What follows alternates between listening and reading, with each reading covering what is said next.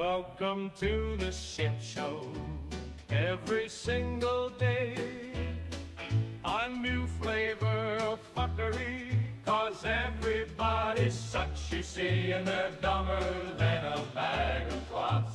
Monday, bullshit. Tuesday, bullshit. Wednesday, hey, what the fuck? And then 4 more days of increasingly stupid, ridiculous, ignorant, boulder, dash, poppycock, bollocks, and fuckery. Yeah, and all over again.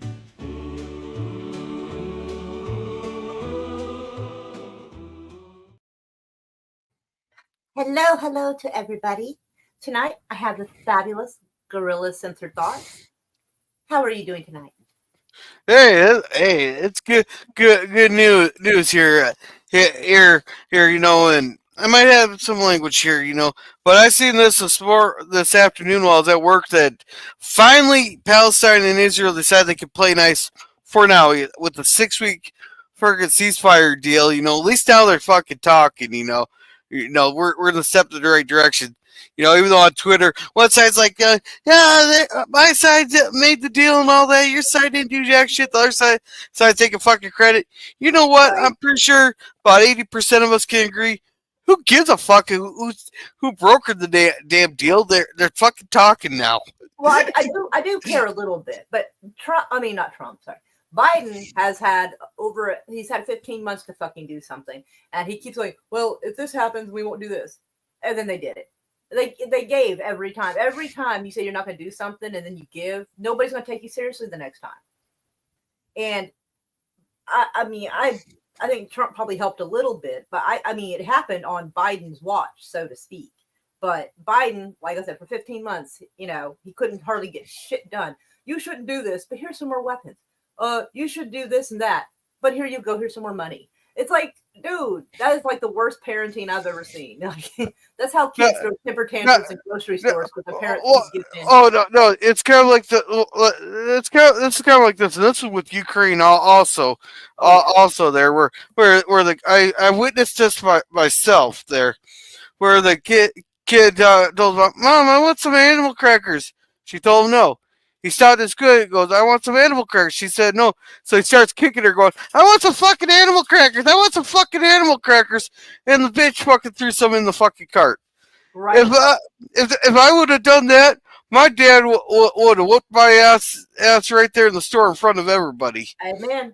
And governments are no different, really. Yeah. They really aren't. It's such a mess over there. It really is. And Biden, I'm sure Biden and them work together, sort of, maybe bit pieces here and there, but Trump's, I don't know, like Vance, JD Vance came out. Oh, hello, Milton. I haven't seen you in forever. Yeah. Don't worry. They could give $80 million to Ukraine and then give a select few people that are victims of hurricanes $700. I know, right? Yeah. Exactly. Well, exactly. East Palestine had called Southwestern Ukraine just to get some attention there. You should mention East Palestine, Ohio, just to make sure. East Palestine, Ohio, or Maui. I was laughing when Biden decided to tour the Maui after 2 weeks there. Then all of a sudden everybody was just flipping him off. And welcome to Daniel Barry Sports Highlights. Welcome. Hugs to you, and glad you're here. Yeah. Yeah, freaking my brain. My brain's been in such a cluster today. It's like having ADHD. You just can't get under control at all. Hey, lots of caffeine. They'll calm your ADHD right down. Well, yeah, but then caffeine kind of makes my anxiety, and so there's no way to win for me, sadly. Well, that takes some melatonin. You balance yourself up. Play battle the drugs for me. It does not. All right. Well, I saw a video, and I know it's not much to go on. It's basically someone's opinion, but I fear that it might be right. But we're going to get to that in a few minutes. We're going to take a look at some of the stuff people are saying in the news about all of this mess. So let's go take a look-see, or whatever. So this one came out a couple of hours ago. It says hour, but it was a couple of hours ago. I just haven't refreshed it. In first, U.S. acknowledges that Netanyahu added conditions that hampered hostage talks in July. I had covered that, and people had talked about that, but then our media was like, "No, not really." And now they're like, "Okay, yeah, it kind of happened." It's like this is why I like showing different stuff, and then like remind everybody what they did say before, because our media lies to us. That's why we look at all kinds of different stuff and try to find out what's going on in between it. Hours after the hostage deal was announced, a top Biden administration official publicly confirmed for the first time that Prime Minister Benjamin Netanyahu added conditions to prior proposals being negotiated that hampered those talks. For months, Biden officials publicly insisted that Hamas was the main obstacle in the deal, and while sometimes said both sides were not cooperative, avoiding ever singling out Netanyahu. And I pointed that out a few times too, and I think some people probably thought it was full of fluff, but it was not. Israeli, Arab, and U.S. officials all told the Times of Israel on condition of anonymity that Netanyahu was also chiefly to blame at times for the breakdowns in negotiations, particularly in July when he added conditions to his earlier proposal regarding the withdrawal of Israeli troops from Gaza, which torpedoed the negotiations. I imagine it would. Former members of the Israeli War Cabinet, Benny Gantz, Gadi Estenkot, and I'm always struggling with these names. Yeah, Estenkot. And Gallant, I can't remember how to pronounce that, have publicly spoken, all spoken publicly of this to varying degrees, revealing that Netanyahu's desire to ensure his coalition would remain intact harmed efforts to reach a deal. And a lot of this, I'm fearing, is actually building up to something. U.S. Secretary Anthony Blinken appears to suggest earlier that this month that the U.S. refrained from publicly criticizing Israel's role in the talks amid fears that it would lead to Hamas to harden its position. Well, I mean, I don't understand why it necessarily would. I mean, they are going to take the deal or not. Well, nobody really over there overly gives a shit America's opinion of this situation. So them saying, "Oh, well, we didn't want to take his." Now you were afraid of what Israel was going to do, because I am a hardened believer that Israel's government has a lot of dirt on our politicians, and they probably didn't want that shit getting out. U.S. State Department spokesman Matthew Miller said that during a press briefing, there has been times that Israel has introduced new conditions and new proposals that have made it more difficult to get an agreement. And again, like I kind of figured that, because let's imagine this anywhere else. Let's imagine this in America, for instance. If Canada, I know it's unlikely, but yeah, let's say Canada's troops decided they would come like occupy fucking Michigan or some shit. We would see that as kind of an aggression, and it would be hard to consider, a deal if they refuse to leave. Like how are you going to say we're going to progress forward if you plan on staying here? So not taking your troops out of Gaza, it's kind of hard to, chill trespassing, And it's crazy. And this has been going back and forth for 80 years. Actually, a little bit longer, but it started really getting hairy about 80 years ago. Oh, this has been going on for 2,000 years. It just really picked up in 80 years. Not with these particular folks, because the Middle East was relatively quiet until Europe and America started getting involved. And the Middle East got cut up into different pieces during the First World War and a little after it with the fucking Balfour Declaration. They decided just to tear up everything. Did you know that? I think it was Iraq. Wasn't even called Iraq for the longest time. It was only started happening in the 1920s or 30s. Yeah, that used to be Persia. Yeah, it was part of Persia. The Persia, I don't remember where its boundaries were, but I think it's Iraq, part of Afghanistan, I think, as well. I can't remember. It'd be Iran, because if you notice there, Afghanistan and Iraq are squeezed right. Iran is squeezed in right between Iraq and Afghanistan. Yeah. It's just a coincidence that we ended up going to war in both of those countries. Just coincidence. But yeah, imagine that coincidence. Yeah, and because And there's been nonstop disasters in the Middle East since America and again, England specifically has meddled in the Middle East. My brain was trying to say Eastern Europe. I don't know why. My brain is just. But yeah, let's see. All right, next article because I do kind of want. This is slightly not off topic per se, but I just thought audacity. The Irish Jewish crowd cries foul over anti-Semitic, with quotes, president planned Holocaust memorial speech. The Jews in Ireland are up in arms over a planned appearance by the Irish president, Michael Higgins, to mark the country's Holocaust Memorial Day ceremony later this month. Higgins has been a harsh critic of Israel and also has been accused of downplaying anti-Semitism and delegitimizing Jewish viewpoints. In December, Israeli Foreign Minister Gideon Saar called Higgins an anti-Semitic liar and announced the closure of Israel's embassy in Dublin, which I think almost nobody in Dublin minded that, or Ireland in general, because Ireland is on the side of Palestine on this. The fact they didn't leave sooner, because there was quite a hubbub going on with the Israeli embassy in Ireland for a good part of the 2024. It was a fucking mess over there about that. Ireland's chief rabbi Yanni Wilder noted that in May, Higgins had dismissed Israeli concerns of raising anti-Semitism in Ireland as a PR exercise, alienating many of the country's Jews.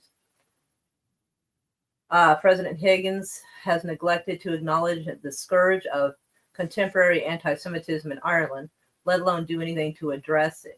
I gotta admit, that's a tricky thing to address because, if somebody does not like your politics or something, you stand for, you basically are asking for it to be outlawed. They can't say anything. And I'm not a fan of that. And so that does make it kind of tricky. But I mean, also, not to be a dick, but they are in a country that is siding with Palestine. Like, technically, if they didn't like it, they can get a free trip. And seriously, there is a fund set aside that Jewish people can go to Israel and stay there, and you get a free trip there to do so. And I forget what it's called. There's actually two different things that are kind of like that. One is like, if you're, when you're kind of young or you're new to Judaism, whichever, around the time of your bat mitzvah, maybe even a little later, that there's a fund that you can, if you decide you want to go and have it's kind of like the opposite of a Rumspringa, where, like the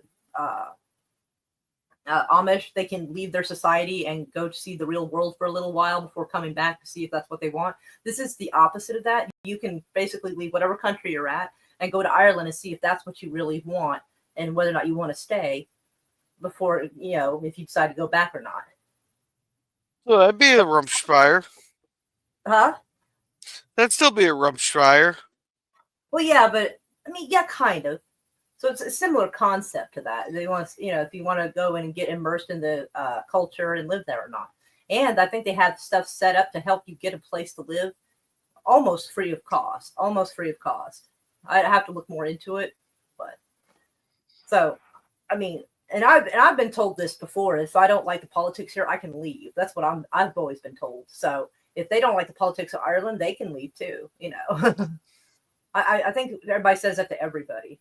Of course, my excuse is always, one, I don't want to be on the receiving end of America's foreign policy. And two, like, abandoning ship isn't going to fix anything, So, like, if they stay there, I get that too. But next article, let's see. So, a former CIA official says Israel-Hamas ceasefire is actually a bad deal. See, I would leave it to the CIA to say that, But let's make this a little bigger and let's see if we can do something with the captions, because I'm not going to play the sound because they get you for that. Well, for the people just listening there, maybe read what they're saying, or would that be too fast? It might be a bit fast, but I'll try. So it said Richard Engel was pointing out a moment ago that the steps here down the wire, leading to. it's just the way the sentence structure Oh, looks weird. yeah. What we hope will be released of the hostages. Jeremy, as to your knowledge, is the U.S. have any Influence in the order of hostages in terms of their release. Now, this Yes, I think the might work major out. issue has been, which is what? Oh, sorry. Yeah. I'll just pause it here and there, so because it does kind of move fast. As you said Yeah. earlier, it's kind of complicated. This isn't a great deal. I mean, let's just be clear. This is actually quite a bad deal because it separates the hostages at least two categories. First phase is for those who have 42 days until the second phase is achieved. The second phase would be achieved when IBF redeploys. It's supposed to be IDF. I don't know why it said IBF. I think it was mistakenly. It's a transcript error. It happens to me all the time when I'm talking. Now, I'm just making sure that people in the audience know this is not in vitro fertilization that we are talking about. Let's see. The first phase is kicked off when there is a ceasefire, but there is going to be a 42-day lag. We've seen over the past 460 days, events can intervene, and that can create uncertainty and doubt. For example, I'm not just going to take an example.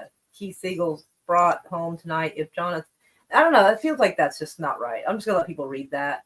But they were another article I had seen that said they were going to divide it up on who was going to be released, like really young or like really elderly, or someone's got like it.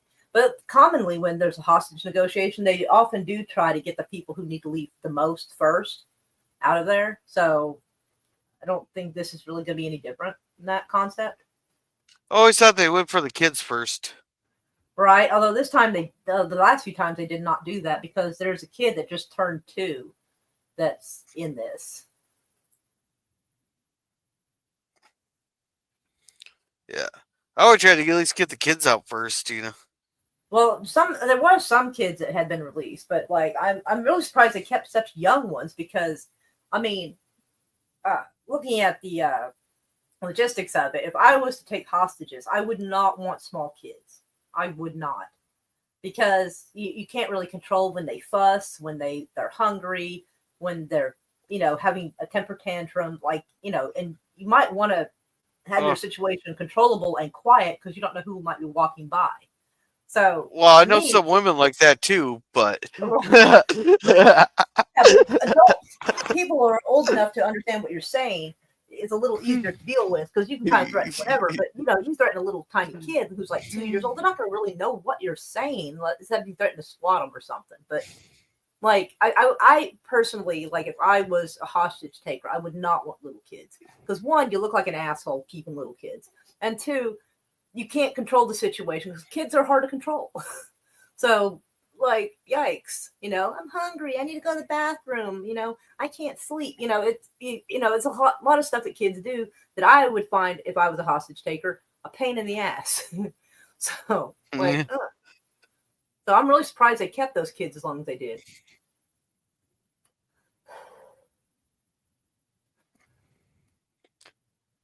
It's like 2 kids and the mother, so they have the mother with them. So I can understand them not if they want to keep her, they don't want to necessarily keep the kids or let the kids go, and her be away from them. So I'm not sure exactly what their rationale would have been. Well, I can see that because if you keep the kids hostage with the mother, it'd be easier to control the mother, because as soon as you let the kids go and they're out of danger, the mother will say, "I give a shit no more."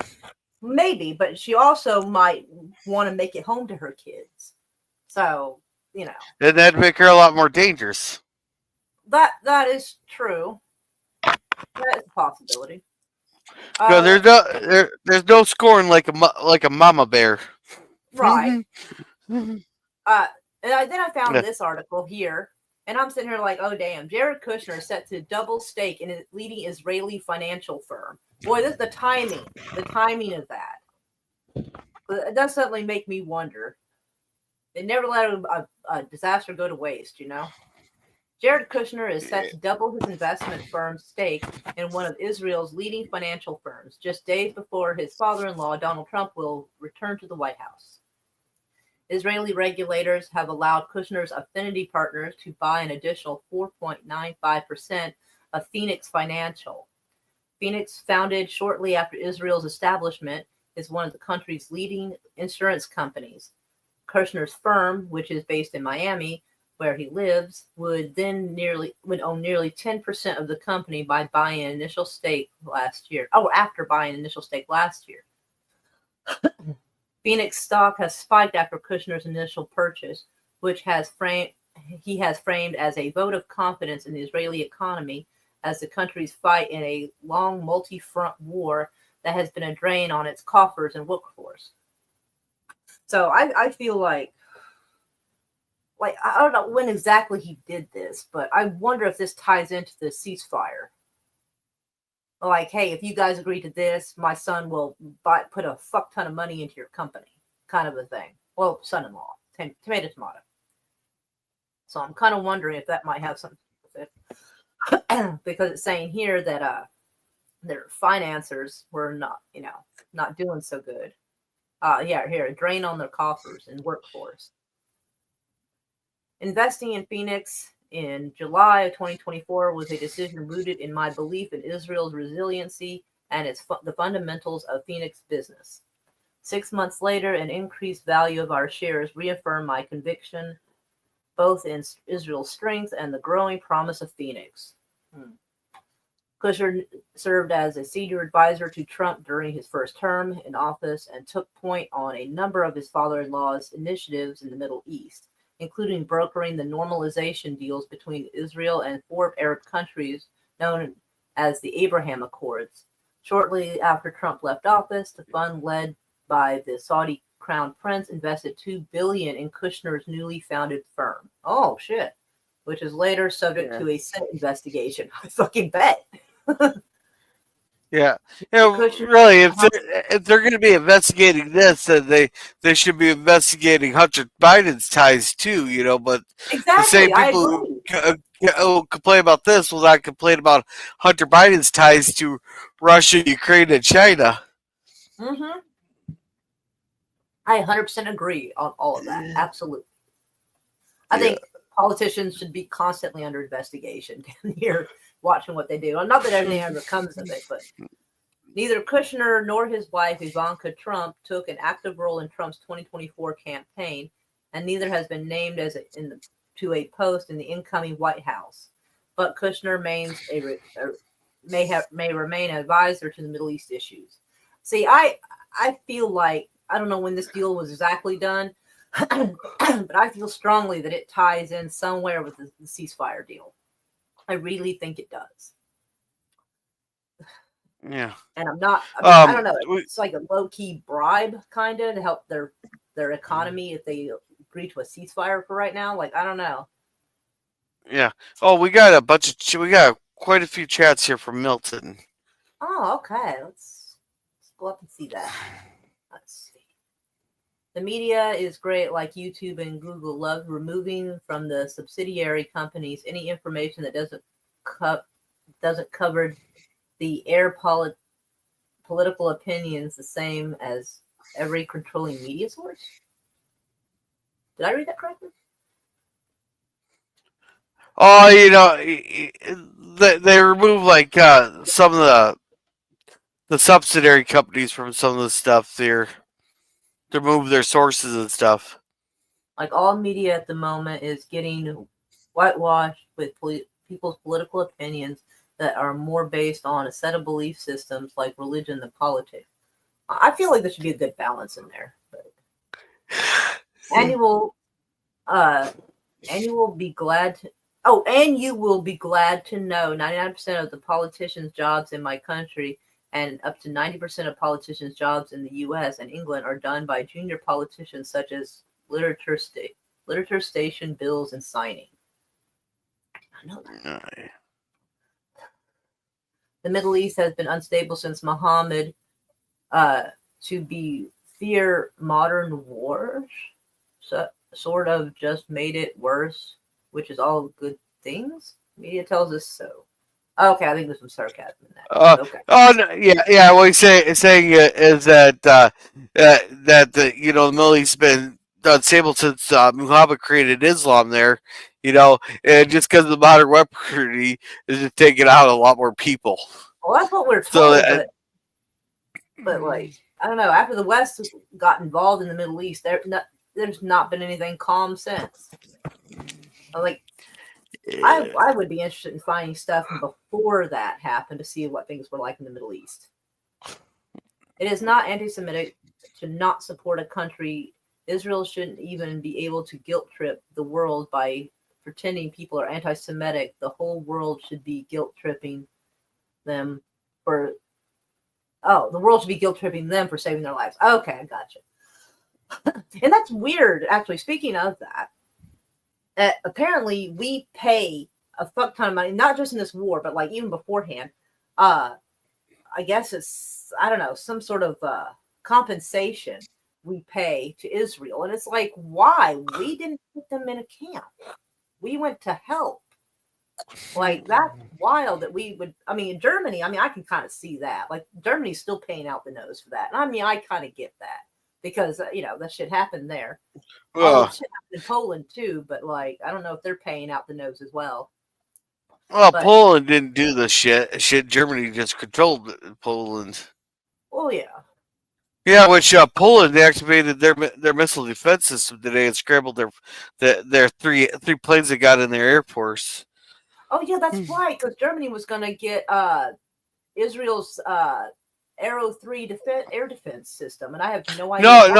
No. There's apparently was supposed to be a massive missile barrage on Ukraine from Russia.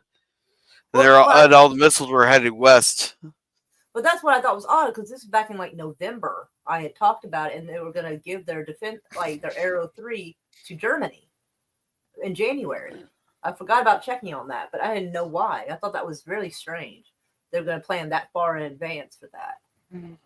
But it says, seriously disproportionate amount of Irish people gave their lives to save the Holocaust survivors. In fact, that was to save them cost of more people's lives than they were able to save. What? Like, I feel like I'm getting confused by this. Ugh.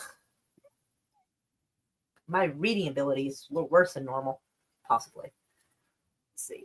I don't like Hunter Biden's ties to kids and drugs or Biden's daughter. Right? Yeah, that was some fucked up shit. Like, yeah. But the same people. But I just think if we're gonna be complaining about like the whole drug things and the children thing, that's a separate thing from what I was talking about. But when you're getting $3.5 million from some Moscow politician, then you're getting what was it, $1 million a year from a Ukrainian gas company, where you don't know a damn thing about gas, and now that you don't even speak the language, or he had a $5 million forgivable loan from China, and he got to ride on Air Force 2 for free. Yeah, so people complain about that. Should at least complain about Jared Kushner having some ties to this. No, but I will say, hopefully, but I think there should look into it to see what the connection is. Maybe there is it's an actual legitimate investment separate from the peace deal. I can pretty much guarantee that won't be, though, because there's no way Trump's going to let his son-in-law be investigated. So it's gonna be like a Hunter Biden protection thing again. That's really, they're not going to let their own get thrown under the bus. Let's see. Oh, okay, I did read that. I'll leave it up though, because I'm gonna probably use it as material for something else. Yeah, and welcome Sashi. Hugs welcome. He says greetings, and then the Middle East has always been in turmoil. Only when there are strong-armed dictators is there any semblance of stability. Well, that's a good possibility. And I think a lot of this also has to do with one of their main targets was Syria because of that pipeline they wanted. So So basically, metaphorically speaking, somewhat literally, they pretty much set fires everywhere, and Well, they're casting a well, wide net. That's all they can get away with. well. There's two things that set off the turmoil in the Middle East. That's not including Israel. Yeah, the whole we wanted to build a Carter to Turkey pipeline that there to offset Russia's oil or gas monopoly in Europe there, but the only one that said no was Syria. That's because they're allied with Russia. And they said that would hurt our ally. They said no. Oh, what you know? And a fucking civil war breaks out in the country. Yep. Well, let's see. Yeah. Uh, you know how everybody has to trade oil with in U.S. dollars. So you got send your currency to the U.S. The U.S. will send you dollars back, and that's how you buy oil. Well, go figure. Uh, can you, Mario? Can you take a guess on the two leaders that said no? They wanted to trade in their own currency. Gaddafi wanted to trade in gold. He did not want anything to do with the central bank. So that was one. You got one. You got one of them. I'm going to guess Assad. No. Syria. Nope. No. Close. You're close. Saddam. Ah, that doesn't surprise me. It's a coincidence here, and I don't know what the fuck. I don't know what the fucking problem we had with the whole Iran. You know, they said death to America, death to Israel, but I don't see what the whole problem even started with the whole Iran thing. You know, but how convenient. You know, we end up in wars that would surround Iran with military bases. Like, how dare Iran put their country right next to our military bases? Pretty much. I've seen that meme, and I think it's hilarious and true. Yeah, and welcome Brett Boyle. Oh, hello there, Broccoli. Yeah, he says Middle East was just fine for hundreds of years under Ottoman rule when Jews, Christians, and Muslims all lived side by side, looking after each other's children, etc. Westerners when the Europeans got there, it started becoming a fucking disaster area. Well, I think it's mostly like how we divided it up too. That's the biggest problem. Is how we divided it. That also caused a problem. Yes, basically the West meddling in somebody else's shit did this. And I mean, yes, Israel has declared war on the promise of a strong democratic Syria. Oh dear. And the end of 2024 delivered a surprising turn of events in a 13-year-long war in Syria. Assad's regime collapsed spectacularly when faced with a limited operation by rebel forces. Amid the turmoil, Israel expanded its occupation of Syrian land in the south of the country, expelling hundreds of Syrians from their homes. It also launched a devastating campaign of aerial bombardment, wiping out the Syrian Air Force, military capabilities. Some of the bombardment was so impressive that it registered as a minor earthquake. Dozens of people have been killed as a result of these strikes, which is what I was afraid was going to happen. The earthquake's part surprised me. Israeli soldiers have also repeatedly shot at civilians protesting the occupation.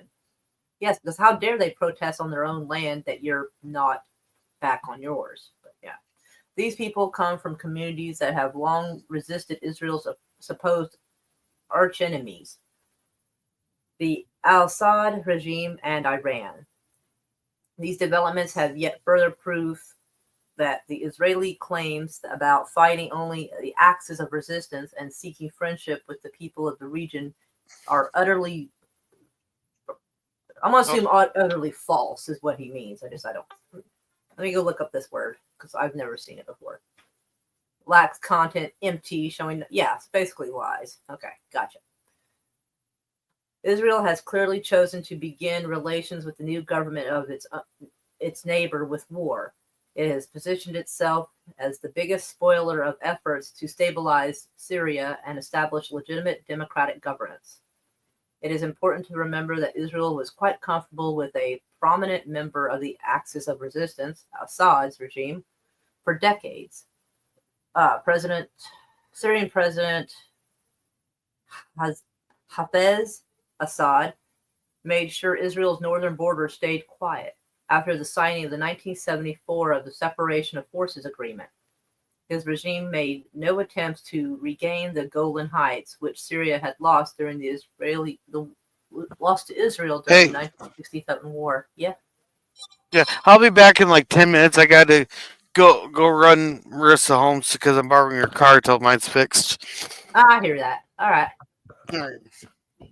Yeah. Let's see. Due to Assad's failed policy as a defense minister.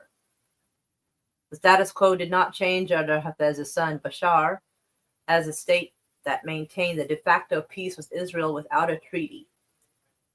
Syria posed great benefits to both the U.S. and Israel in some ways, even more than the Arab states that had fully normalized relations with the Zionist entity. For instance, Assad's regime, associated with the Axis of Resistance, allowed it to be in a special position to share intelligence and barter on wanted individuals and groups in exchange for its own survival.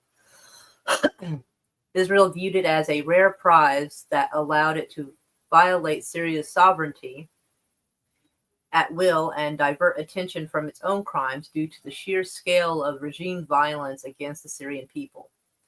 When the Syrian revolution started in 2011, it was bad news for both Bashar and Israel. The Israeli government made it clear to its Western allies it did not want the regime to collapse. In 2013, Prime Minister Netanyahu's government helped U.S.-backed President Obama's administration walk back. Wait, I'm reading this all wrong. I am having trouble reading today. I am super sorry. Helped President Obama's administration walk back its threat to strike al-Assad regime over its use of chemical weapons in the Ghouta outside Damascus. It proposed a deal between the U.S. and Russia to have the Syrian chemical arsenal removed, which was then used as an excuse by Washington to not make good on its red line promise. Now, I am just having trouble reading today, and I'm not sure why I'm having this issue. Like worse than normal. Oh, hold on. The purpose of World War I is to break up the Ottoman Empire because they couldn't put Israel into the Middle East of the Ottoman Empire. World War II was to thrust upon us their Israel and to justify it. Yes. I will put this in chat so people can check that out as they see fit. Now, I want to try to get this as quick as I can. For some reason, my ability to read is a little worse than normal. I'm not quite sure why. Let's see. Israel has chosen to begin relations with the new government and of its neighbors with war. Okay, we read that already.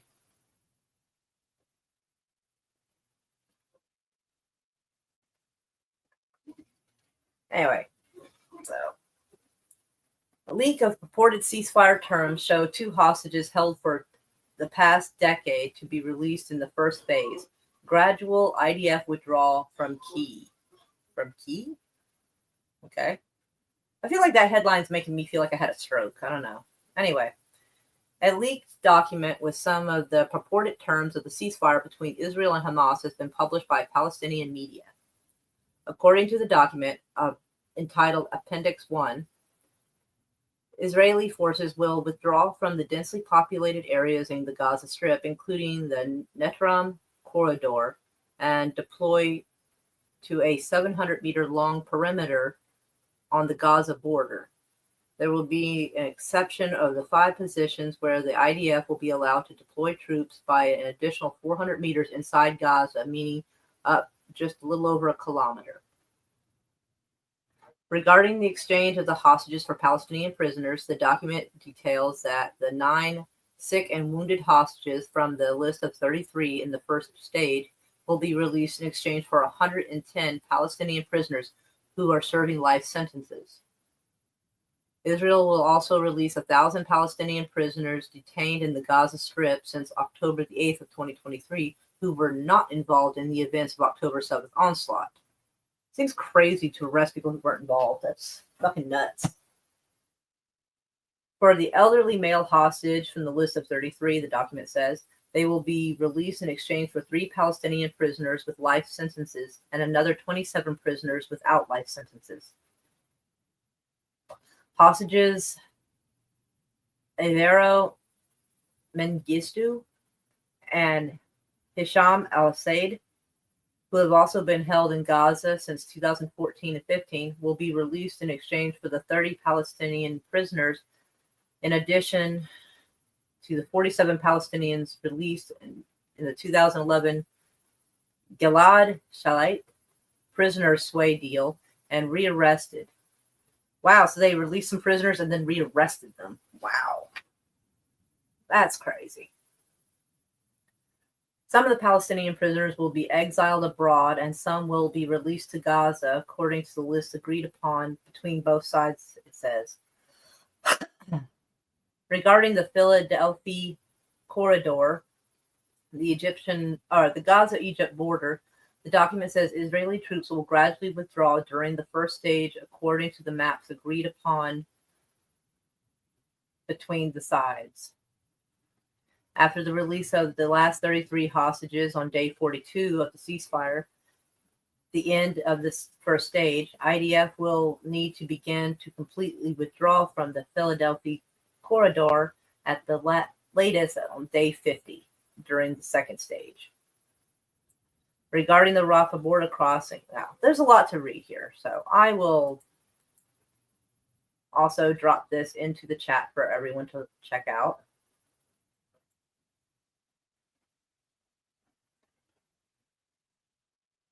Wow, apparently that was a very long link, so I don't know if that's going to work correctly.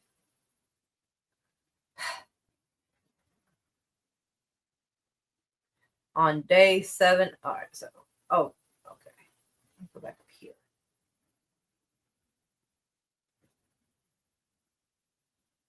A total of 50 Hamas operatives will be allowed to leave Gaza via the crossing each day, but each will be required to obtain approval from both Israel and Egypt.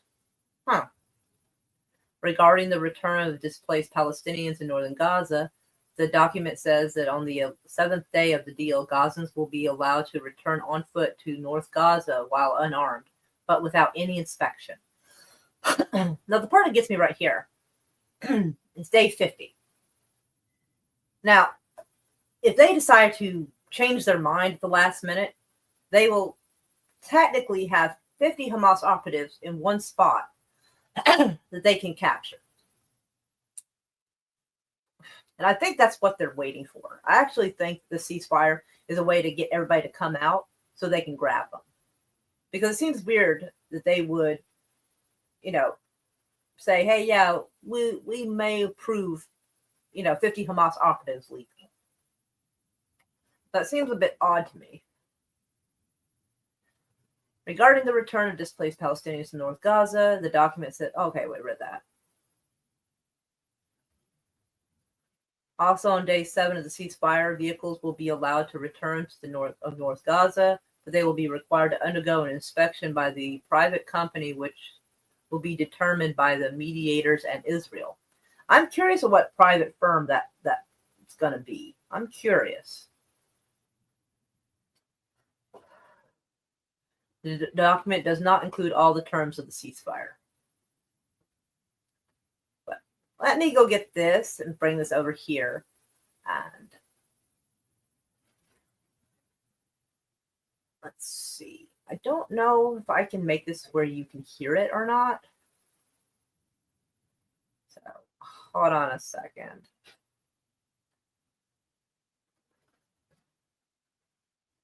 Let's see.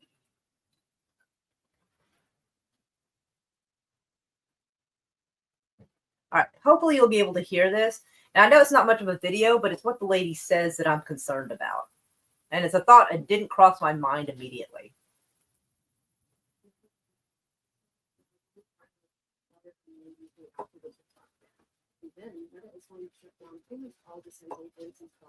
And so is this.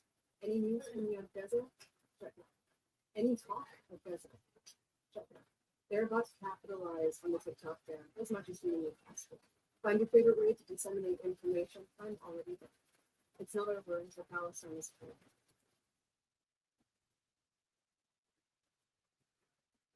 Were y'all able to hear that?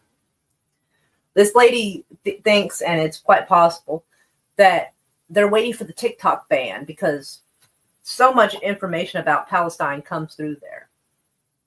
And Facebook is saying, oh, come back to us. We won't censor you the same way. So I think they're maybe all coordinating. So when the ceasefire breaks, TikTok won't be accessible to us to see what's happening.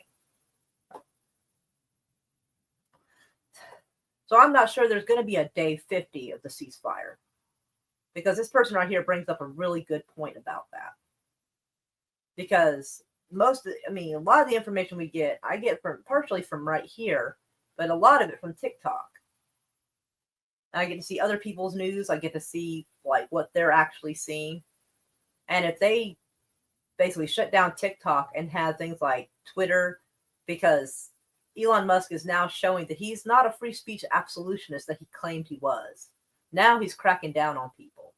So I think that basically they're setting it up to censor what they're about to do when they break that ceasefire. I think it's going to get a whole lot worse. And they want to make sure that we don't hear about it and can't speak about it. And that is something I am super worried about. All right, what did I miss? I played a video, and I'll play it again here in a second. Hi, beautiful day. Meow, meow. Hello, Bone. Hugs to Yeah. you. But let me go back to the little thing, and I shall play it for you. Oh, you don't have to play it for me. I can always look later. And he hasn't put on this yet, but they're going to violate the ceasefire and maybe do that for the TikTok. And then Meta is going to shut down pretty much all dissenting voices about it, and so is X. Any news coming out of Gaza? Shut down. Any talk of Gaza? Shut down. They're about to capitalize on the TikTok ban as much as humanly possible. Find your favorite way to disseminate information. Did you hear that? Something about the ban and dissenting voices. That's about all they picked up. Right. Basically, this lady thinks, and I think she's right, that basically they're setting up the TikTok ban, and when they initiate that, and they know that we can't really access much information from TikTok and can't see the videos of stuff going on in Palestine, they're going to break the ceasefire deal and start killing a whole lot of people. And anybody who does hear about it, their voice on social media will be shut down immediately. And I think that's true. Huh. I think they're setting this up to kill a lot of people, because the article I just looked at said that Israel and Egypt will either approve or disapprove of 50 Hamas operatives each day that can cross and leave. And I have a feeling they're actually setting them up to capture them and kill them, and then start killing a bunch of other people. There's no way. Well, if they're setting them up, we're not going to hear about that because that's going to be a black op. And they're going to keep that that's silent. why they're going to wait till the TikTok ban kicks in, because that's where a lot of people are getting their information about this. And then Facebook is already set up to censor people. We already know that. And Elon Musk was talking about being such a free speech absolutionist that now people are seeing he's actually cracking down on free speech, and he's tweaked the algorithm in such a way that if you post things that are negative, your post is going to be suppressed. And people are worried that might include news articles too, because a lot of news articles are negative as well. And so he's tweaking it to hide anything negative that people might post. And this is all going to come together and intersect right about a TikTok ban and potentially having the ceasefire break and bad shit happen. I mean, this is what the amount of damage they have done just while everybody is able to watch. Imagine what they're going to do if we don't have access to that footage anymore. It's going to be catastrophic. So I'm not holding my breath on the ceasefire deal. I can't, some of the terms of it seem a little too good to be true, that Israel normally would not accommodate this. So I think they're playing until that ban is in effect, and that Elon Musk and Facebook are all ready with their algorithms and everything to suppress anyone who complains, and they're going to fucking strike. Yeah. What terms were they? I never actually did read the deal. Oh, let me see. Let's back it up a little bit. Israel's going to back up a bit to close to the Gaza border, but apparently they want to stay there, which positions themselves perfectly to strike when they're ready to. Regarding the exchange of hostages for Palestinian prisoners, the document entails that the 9 sick and wounded hostages from the list of 33 in the first stage will be exchanged for 110 Palestinian prisoners who are serving life sentences. Israel will also release 1,000 Palestinian prisoners detained in the Gaza Strip October the 8th who were not involved in the event of October 7th.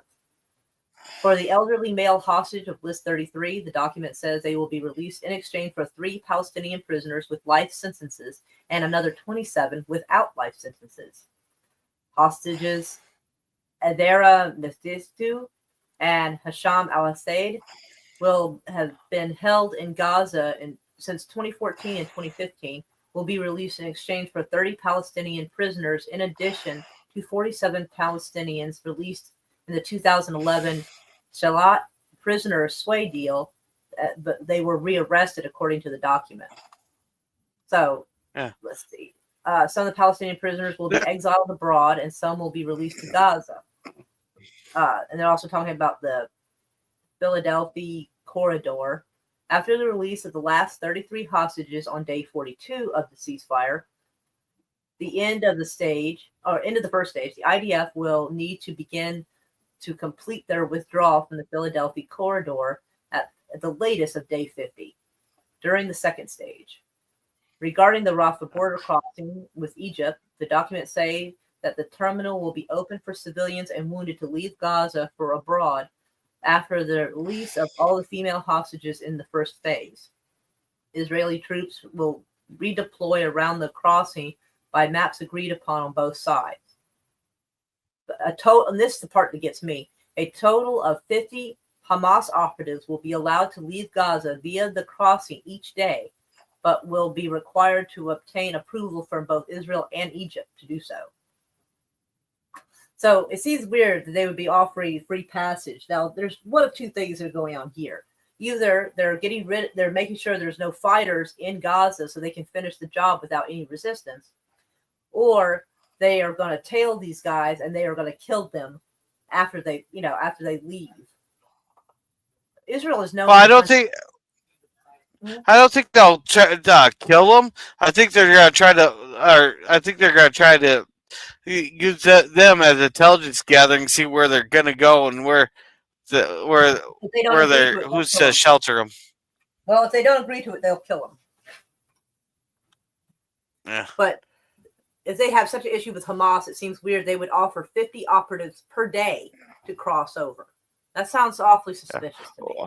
It gets me is, you're going to get one hostage back, you're going to release 110? Seems a little lopsided there. Well, it's only because they probably have 10%. Israel is holding probably 10 Palestinians for every one hostage they have, damn near. They have so many people in those prisons. A lot of them haven't even seen trial yet. But some have been there since they were little kids. It's pretty bad. I mean, you imagine American prisons are bad. It's not better over there. It's really not better. And a lot of Palestinian prisoners are being raped in their cells by Israeli soldiers. And they even passed a thing saying they weren't supposed to do that anymore. And Israelis protested against that. Like, they protested because they wanted their right to rape Palestinians. That's insane. That's such a weird thing to protest. Like, really? Like, let me go find that real quick. It's such a shock. I don't know. I've seen so much weird stuff protested over the last few years. Nothing shocks me.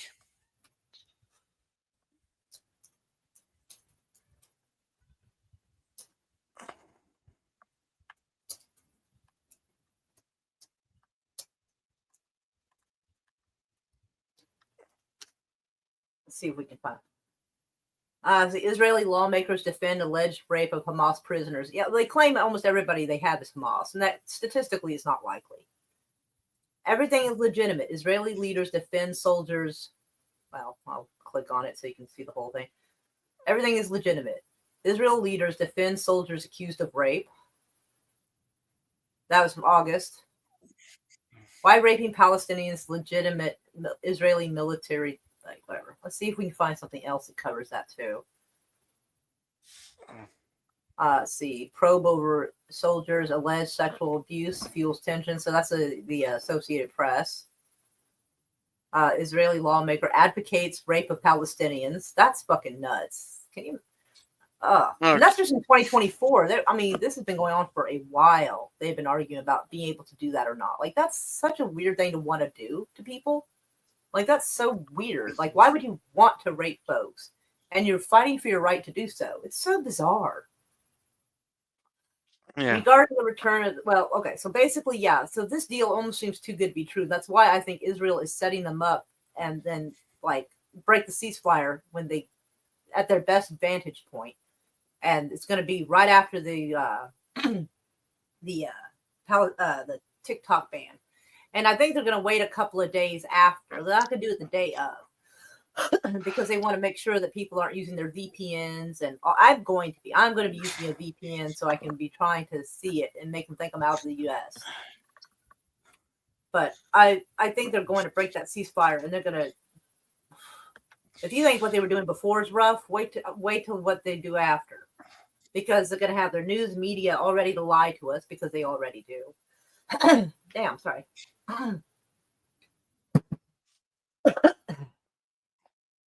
And so, yeah. And it's weird because Facebook is like, oh, it's okay. You just come back to us and we won't censor you like that anymore. Admitting that they were. And so, that's a lie. Zuckerberg's going to go right back to his dirty tricks. Elon Musk is already censoring people. And like I said, he set up that algorithm. So if you post negative content, and they get to decide what's negative, mind you. There's ways around that I guarantee you people are going to start taking like that Palestinian, a lot of the stuff like puppy video or something. There's ways around that. Possibly. I guarantee you guys. TikTok has already fucked with my algorithm because now I get a bunch of Reddit stories, movie clips, and kitty videos, which, okay, to be fair, the kitty videos were always there. But I almost get nothing for Palestine on my stuff anymore. And that's super weird for me. So they've already started like doing stuff to the algorithm to see less and less of the stuff going on, to get out of sight, out of mind. This is all gearing up. It's all going to intersect right where I'm saying it's going to. They're probably going to wait a week or two after the ban. I'd give it maybe 2 weeks tops, and something bad's going to fucking happen. And they're going to try to make sure it doesn't end up on our computer screens. Because if we were fussing before, we're like they're going to do something even worse when nobody's looking. Because all this stuff that's been going on has been going on right in front of us. So whatever bad stuff you see people do in public, behind closed doors it's going to be much worse. Ultra-Orthodox party leader welcomes hostage deal. Saving a life comes before the entire Torah. See, now that's the good attitude we need. That's the good stuff we need. Housing Minister, God help me, Goldenkamp, not right. Where you at? Goldknopf. Goldknopf. Yeah. The K is silent. Yeah, I have a tough time with some of that. Yeah, another one is Yitzhak. Yitzhak Goldknopf. Okay. The chairman of the ultra-Orthodox United Torah Judaism Party welcomes the hostage deal with Hamas, declaring that saving a life comes before the entire Torah. Our sons and daughters who are dying in the Hamas tunnels are crying out to us and begging for their lives, he tweets. With God's help, I will be able to once again fulfill the incomparable commandment of ransoming captives and to support the deal tomorrow while safeguarding Israel's security interests. We are waiting for you. The post-ultra-Orthodox party leader welcomes hostage deal. It was the same part. It just kind of repeats, apparently.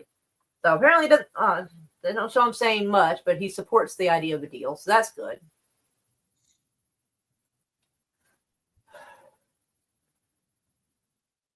Palestinian PM Mustafa insists any plan to separate Gaza will be rejected.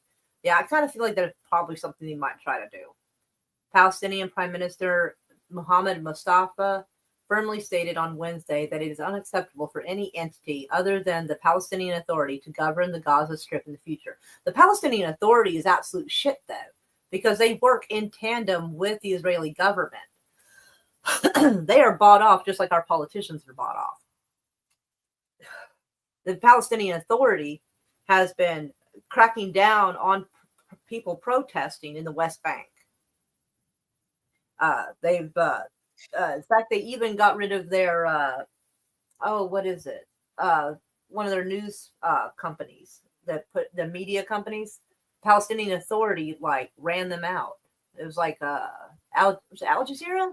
Let me go see. I think it was Al Jazeera, an Arabic newspaper. Yeah.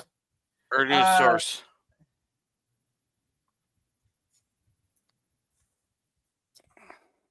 Let's see if I can find. Yeah. Palestinian Authority suspends Al Jazeera. So, yeah, that was, yeah. So they're saying, oh, nobody should, be in charge except for the Palestinian Authority. The Palestinian Authority is not much better than the Israeli occupation, really. They don't really work for the benefit of them. And in fact, they cracked down on all kinds of protests. In fact, before this war started in October of 2023, months prior, the people of Palestine were actually protesting Hamas. And the Palestinian Authority was trying to shut them down. Let me go see. Let me go find that just so everybody has a point of reference. Let's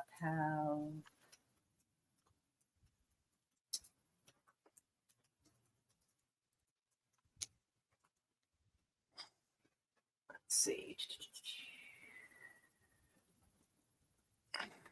Thousands take to the street. Here we go. This is, why does it do this? I hate this part that comes down like this. Why did they design it this way? There we go. July 30th. Because they got to get that added. Well, I hate it, and I feel like I should fuss at them like a Karen. Anyway, July 30th of 2023. Several thousand people briefly took to the streets across Gaza Strip on Sunday to protest chronic power outages and difficult living conditions, providing a rare public show of discontent with the territory's Hamas government. Hamas security forces quickly dispersed the gathering. I'm sure they did. And stuff like this was common. This has happened before. I don't know why they said in a rare show, because it happened quite a few times, including 2019, 2018. Anyway, but the point is,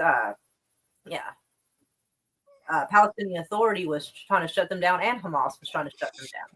So when I hear people saying things like, well, if they don't, this is all their fault. There is no innocent people. They voted for Hamas. First off, that was in 2006, and they haven't been able to elect anybody since. There hasn't been an election, so they couldn't go back on it. I think we've all voted badly once in our lives.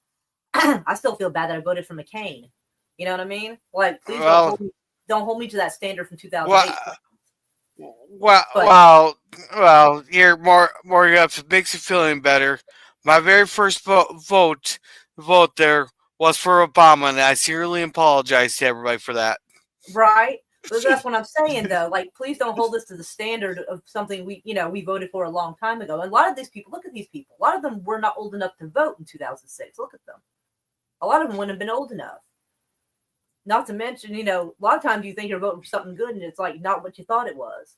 And a lot of those people that say, oh, well, they shouldn't have voted for Hamas, they were protesting them a couple of months, which I think is suspicious. They were protesting against Hamas a couple of months before they get blamed for what Hamas did. Funny how that happens. So, yeah. So I don't want people to forget that part. But the Palestinian That's why you need voter ID, people. If you don't want Hamas taking over, we might as well. We have some equipment. Damn near. I mean, our country is such a mess anyway, and it's going to get worse soon. Mustafa said any attempt to consolidate the separation between the West Bank and the Gaza Strip or creating transitional entities will be rejected. So I get that. Why it matters. His remarks come as Israel and Hamas appear closer than ever to reaching an agreement to the 15-month conflict.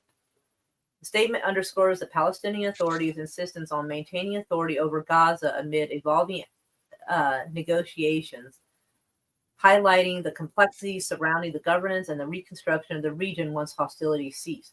because Palestinian Authority mostly has control over the West Bank. They don't seem to have as much pull in Gaza Strip, but this will, if this sets up like this, it will give them more power in the Gaza Strip and the West Bank. And since they don't do anything to push against Israel, they don't really do anything to kick up a bunch of a fuss to them. So they kind of work with them. They're sort of like it's like a puppet government, really. So Israel's defense chief calls Biden's ceasefire bluff in damning quote. Israel and Hamas's historical ceasefire agreement could have come a lot sooner, according to Israeli leadership. The text of the ceasefire agreement, which was released Wednesday, shares copious similarities with the last ceasefire agreement brokered between Israel and Palestine in May, including mirrored proposals for withdrawal of Israeli forces from the densely populated areas along the border in all the areas of the Gaza Strip, and the release of 1,000 Gazan detainees who were not involved in the October 7th thing, in the events of October 7th. Okay. Israeli National Security Minister Itamar Ben-Gvir, who's a fucking rabbit nutcase, practically boasted about successfully sabotaging ceasefire agreements over the last year. That's a fucked up thing to sit there and like celebrate. That really is. So many people have died because of that man. Apparently he boasted that on Twitter, that through our political power, we succeeded in preventing this deal from moving forward time and time again. That's so gross. However, since then, additional elements have been added to the government, who now support the deal and no longer constitute a balancing act, he continued, referring to Israel's United Right Party, which grew from 64 to 68 Knesset members. Still, Ben-Gvir torched the ceasefire as terrible deal, imploring his opponents to join him in rejecting it again while advocating for Israel's continued siege on Palestine. This guy, I say this every time I talk about him, but the man is unhinged. In Israel, there is like a mandatory 2 or 3 years you have to serve in the military. Like once you turn 18, you kind of basically have to do your mandatory service. This man is so fucking unhinged that he was basically exempt from doing so because of psychological reasons. He is so bad the IDF would want him. You know how bad that has to be, considering how much IDF does crazy shit like shooting kids in the legs and raping prisoners. He was so bad the IDF wouldn't take him. That's fucking bad. That's really, really bad. Along with this, I call on Prime Minister to come to his senses and take steps that will lead to the defeat of Hamas and the release of our hostages without abandoning Israel's security. Completely stop the transfer of humanitarian aid and fuel and electricity and water to Gaza, along with continuing the military crushing of Hamas until it's completely defeated. So, which is easy for him to say, you know. He's got this like crazy Zach Brannigan thing going on where, he sends waves and waves out of his own people there until shit just gives out. Because he gets to stay there, clean and safe. So it's easy for him to call on people to be killed. He doesn't have to worry about the cleanup. He doesn't have to worry about anyone shooting at him. It's easy for him to say this. He was never in the military. He doesn't know what any of these soldiers on either side are going through. The man's a sicko. And the fact that he's bragged about damaging the ceasefires multiple times, I mean, he's bragging about it. The fact that he's bragging about it tells me something too. It really does. What do you think? Well, I'd like to know what mental conditions that he has that exempted him from military service there. I will see if we can find that. I do not know. Let's see. I'm trying to figure out how. Let's see. I'm trying to figure out how to word this so I can tell it what I want. His name and oh, there you go. Oh. Let's see. And I spell exempt wrong.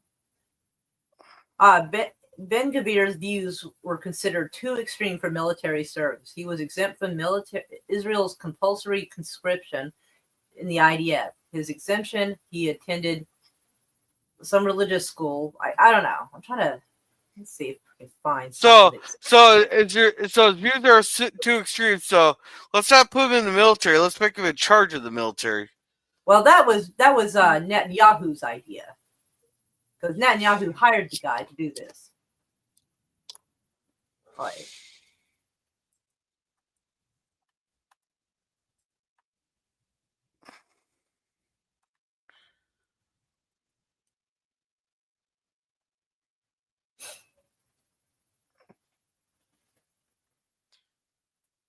well, it's gonna make it difficult to find that. But apparently, let's see. After his exemption, then he attended some school. So, yeah, I've heard this was an extremist school that taught some really insane shit. But yeah, so yeah, his views apparently were extreme. And like I said, the IDF has been known for raping prisoners, shooting kids, shooting women, disabled people, people surrendering. Like, it doesn't matter. And his views were so extreme, the IDF didn't want him. This is a guy who, if he was given the power, would have wiped out everybody with a nuke. He would have. The man is absolutely unhinged. However, since then, additional elements have been added to the... Okay. Okay, I did read the rest. Oh, there's more. Okay. But the defense minister's plea was not received well by other Israeli politicians. For a year now, I've been saying that you have been preventing a hostage deal from materializing for political gain. Correct. This was said by opposition leader Yair Lapid, calling Ben-Gvir's comment terrible truth. Yeah, Yair Lapid seems kind of all right. He was in the running to be prime minister against Netanyahu, and he seems a lot less crazy. Donald Trump jumped to claim credit for the brokering of the ceasefire moments after it was announced on Wednesday, despite the fact that he was not in office for the duration of the conflict. But his instinct may not be far off. A diplomat briefed on the negotiations credited their sudden progress to the incoming 47th president. Trump warned last week that all hell would break loose if the two nations did not reach a ceasefire agreement by the time he returned to the White House. That was apparently the first time that there has been a real pressure on the Israeli side to accept the deal. Yeah, because the pressure has always been, a lot of it was on Hamas to make a deal, no matter what Israel came up with.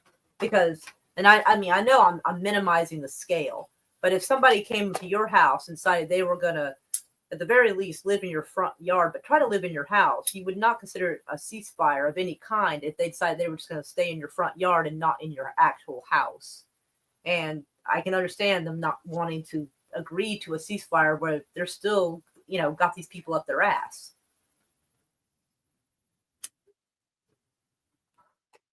I mean, Israel has got so much more land in the last 80 years, and it's still not enough.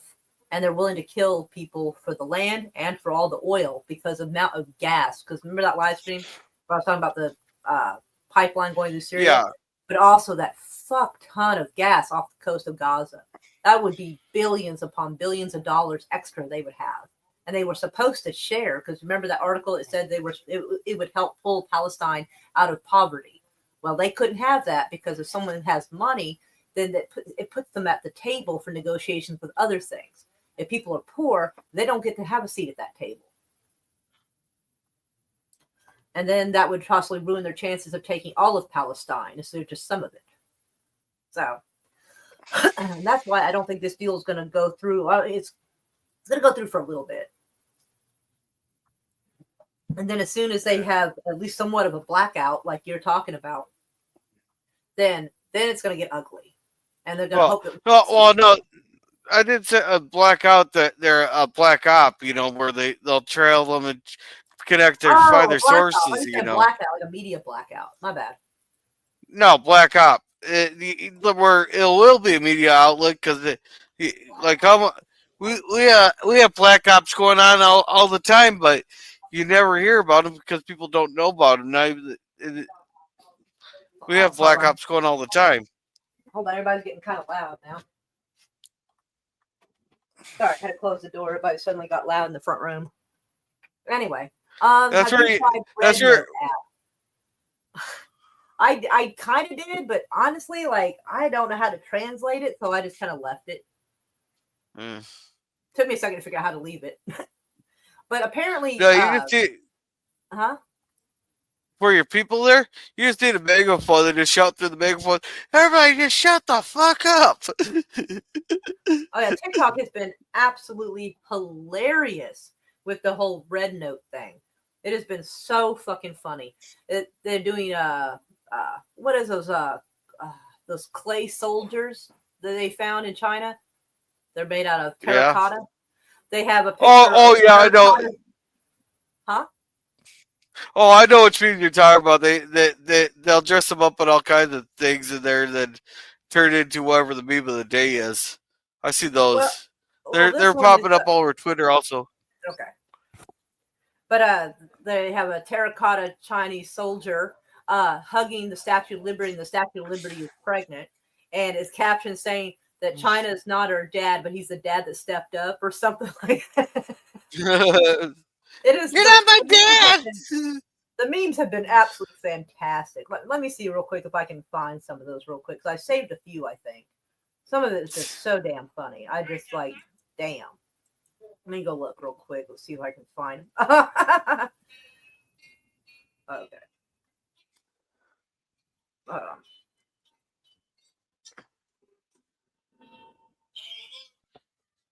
I gotta pause that. But yeah. That's the shit that's popping up, talking about how everybody's becoming TikTok refugees to China. And that shit is so funny. There's like oh, this one. This one's cute.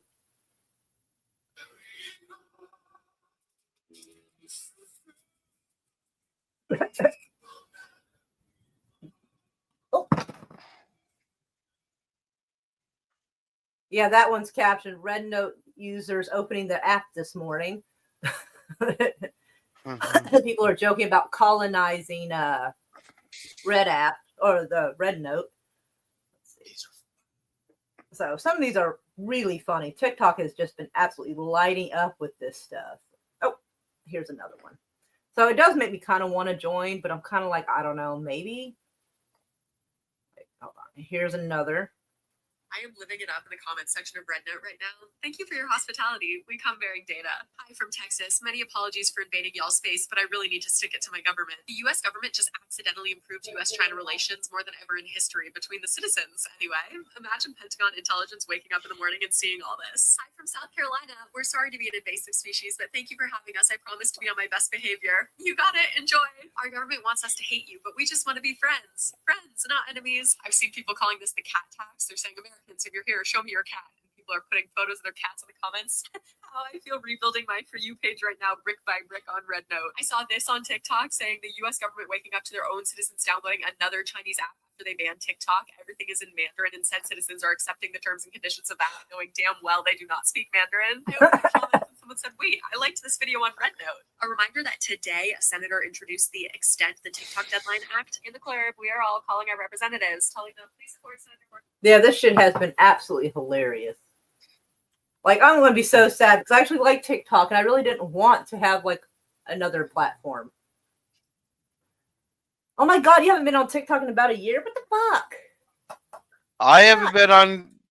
It's probably been about 2 years for me. I'm going to, at some point tomorrow, the next day, I'm going to have to like sit down with my phone and my thumbnail drive thing and just freaking start downloading like the videos and shit I want to keep and save, because TikTok's going bye-bye. I mean, I have a VPN on my phone, but I don't know if it's going to allow me to keep using TikTok or not, but I'm going to try. But just in case, I have a whole bunch of videos. I don't know how many videos I have. Let me go look. Shit, I don't know. Doesn't tell me, I don't think, how many videos I have, but I have a lot. A lot. I have posted videos almost every day, sometimes 2 or 3 videos for the last 2 or 3 years. So I have a fucking lot. So some of them I'm going to want to save and keep just in case. So I'm going to have to put them on my thumb drive. So my poor phone, I'm going to have to like load them there, load them onto the drive. And I usually try to, put my phone on my phone and my computer in airplane mode, just in case they try to glitch it or do something to prevent me from doing the transfer data. Because I don't trust the government. I have no reason to. I don't trust anybody who wants to stop me from being able to see information.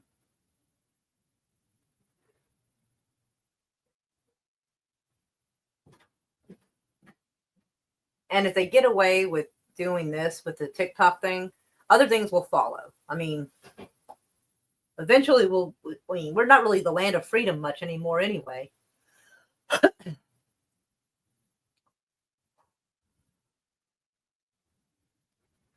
Oh, sorry, I stepped away for a second. Oh, okay.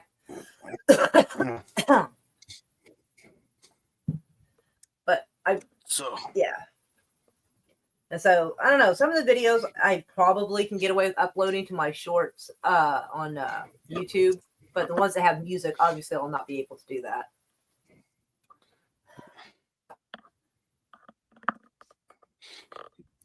Eventually, we're not going to have anywhere to go. Because remember, a lot of people wanted to leave YouTube because of the censorship. Yeah. Well, if they're under 3 minutes, you can upload them, and the YouTube shorts are different than YouTube shorts are different than actual live streams or uploads there because of they have like a different copyright policy. It'll just have to be like a split revenue thing. I don't know, because I remember one time I uploaded a YouTube short and I thought it was hilarious. Apparently YouTube did not, and suspended me for a week and told me if I did it again it'd be 90 days. And this was before the October War started. I was trying to be funny. It was it a short or?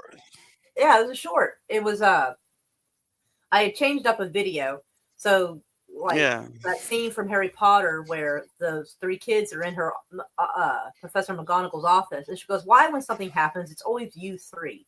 And over those kids' faces is an American flag, a Israeli flag, an American flag, and a flag that I captioned to represent that Wagner group, because I didn't have a picture of their flag, mercenary flag. Yeah, I know the Wagner group. Yeah, and so the video basically shows that those 3 are always involved in some dumb shit, and I got suspended for 6 days because of that. And I was like, that wasn't even that bad. It was kind of funny, and they got mad about it. So, like, honestly, even if it's a YouTube short, they'll still get up in arms about it. Yeah, no, they probably claimed some community guideline, but it wouldn't be a copyright claim there. Oh yeah, it was. They said it was community guideline strike or something.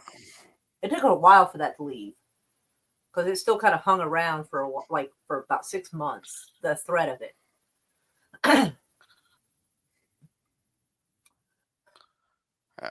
I had never been suspended from YouTube like that. I was stunned. I was like, damn.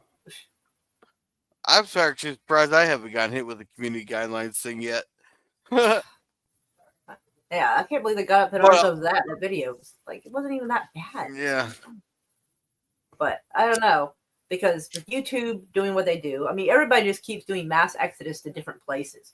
People left Facebook to go to Twitter. People want to leave Twitter, and they were promised better free speech, so they stayed. And then that started to change.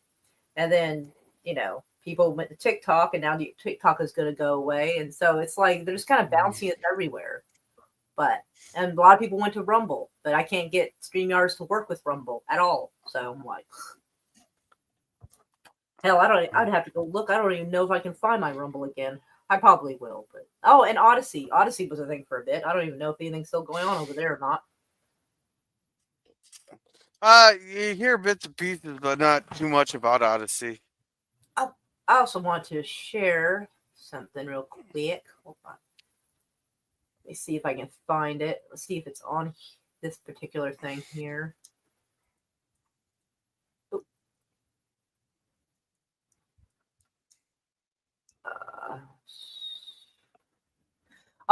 This part right here.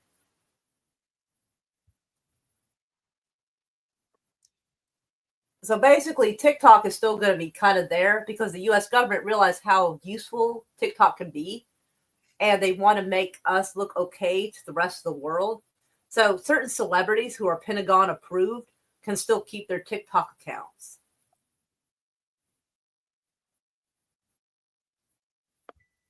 Can anybody hear that, or do I need to change something on here? I can't. You probably didn't share the audio. All right, I will share the audio. Hey, welcome, Agent One. Hello, Ancient One. Meow meow. So let me back it up. Again. So as it turns out, the U.S. government will still be allowed on TikTok, even though you and we won't be allowed. This is according to leaked documents obtained by Ken Klippenstein. And here is that leaked document. It says that the Bureau of Global Public Affairs recognizes the substantial opportunity cost of public diplomacy practitioners' inability to access TikTok and is pleased to share that the department has approved 2 limited exceptions to the general prohibitions on use of the platform. The first exception pertains to the monitoring and analysis on TikTok by these public diplomacy practitioners, where they're basically allowed to lurk, but they're not posting actively on the platform. The second exception applies to digital content creators who have been explicitly contracted by the federal government to post content on TikTok. Meaning that if you're a Mr. Beast or a Kelly Clarkson or a Guy Fieri, these folks who have approved deals with the Pentagon to make content that's been approved, then they would continue to be allowed to do so. So the white and blue country and Palestinian resistance. So that's wild. So yeah, TikTok was, but TikTok is actually threatening to shut it down completely to the U.S. for doing this. So I don't know where that's going to go.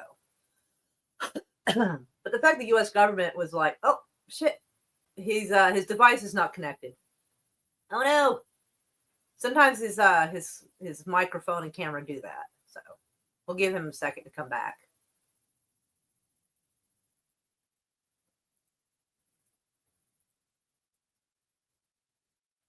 See, he's down here. He's stuck and it's not connecting. Oh no. Come back to us, gorilla. But yeah, so basically they want to keep TikTok up. They just, here we go. There he is. I was like, where'd he go? No. I don't want my camera on. No, not the camera. I know it's devil, but I'm not totally ready to be on camera yet tonight. Right. I had to go. I plugged the mic there to go pull the pizza out of the oven. I decided tonight I was going to treat myself. We got DiGiorno. Ooh, that does sound nice. Who knows, when I go to Walmart on Friday there, I might treat myself again. I might get Charmin. Damn. Instead of the dollar store stuff. Oh God, the dollar store is like not the place you want to get toilet paper, like ever. Oh, go on. You don't want to get in touch with your inner self? Nah, I'm good on that. No, thank you. But hey, but yeah, that's what I wanted to complain about, and the fact that the U.S. government has the audacity to be like, well, we can keep TikTok, but only for Pentagon-approved people to basically make things look good for other people. So that way other countries think we're doing okay. Like, that's a scary thought.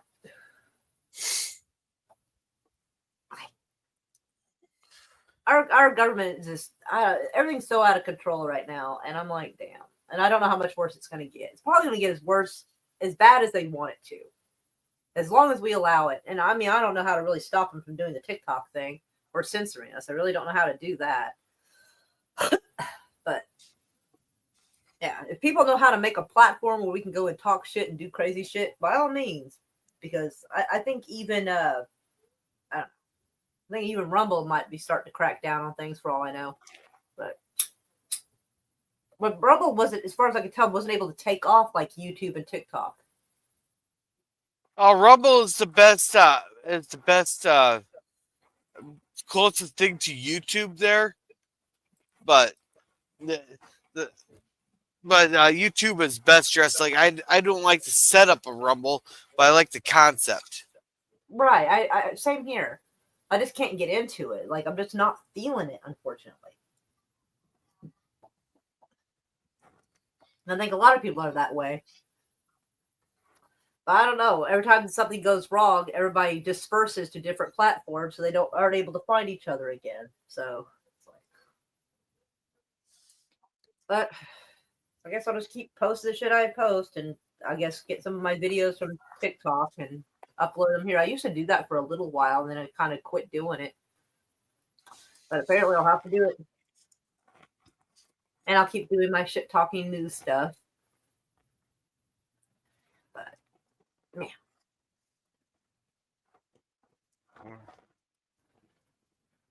But I'm gonna have to get going here pretty soon. Me too.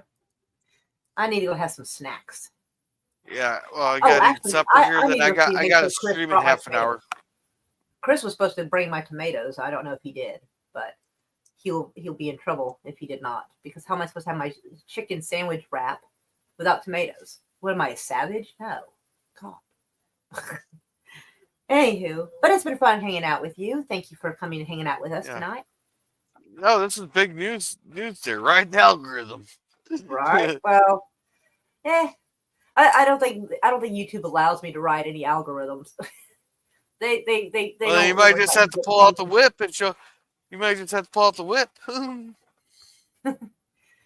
Yeah, YouTube is like decided. I was like, yeah, we'll just keep it where nobody really sees her. Then they can't it's hard to prove that being censored that way. Like if they take down videos for no good reason, then that is arguably you could prove they're censoring you. If they just make sure your algorithm doesn't get seen or whatever, then it's hard to prove that. So it's like, I even started doing what you suggested by filling up the description area more so. And the first couple of times I got twice as many as normal viewers. And then after that, it tapered back off again. I'm like, huh. So I broke out of it for a second there and then, but oh well. I love y'all. I'm glad I have y'all. Maybe a small group, but it is a good group and I'm glad to have it. But anywho, I am going to go and see about snacks. And I give you lots of hugs, Gorilla. And lots of hugs to everybody. Hugs back. Yeah. I'll be streaming in about half an hour here. Nice. I'm having a one-on-one tonight. Ooh. I'm trying a new format. It's I'm gonna be doing one-on-ones. It's kind of like to promote other people's channels and just have like a one-on-one discussion because I know some people on my streams can't get much of a word in edgewise. So I'm gonna try to help them. Well, that sounds like a good idea. I like that. It's much easier to kind of handle the situation and not let it get too unruly. That's why me and Raquel don't usually have a lot of people on ours because sometimes things get a little wild. And we don't want to hurt anyone's feelings by, Anywho, let's get our little song ready. Play our little outro, which is the same as our intro, really, because, I'm not trying to make a whole bunch of different videos for this. Yeah. Oh, I almost ended it before playing the song. Oops. Anyway, but lots of hugs to everybody. And sorry I was bad at reading tonight, more so than usual. I don't know. My head's feeling a little foggy, so I was having trouble with it. I hope I didn't have a stroke. That would suck. Anyway, let's play our song. Yeah. Welcome to the shit show. Every single day, a new flavor of fuckery. Cause everybody's such, you see, and they're dumber than a bag of clots. Monday, bullshit. Tuesday, bullshit. Wednesday, what the fuck? And then 4 more days of increasingly stupid predicament, ignorant, boulder, dash, poppycock, bollocks, and fuckery. Every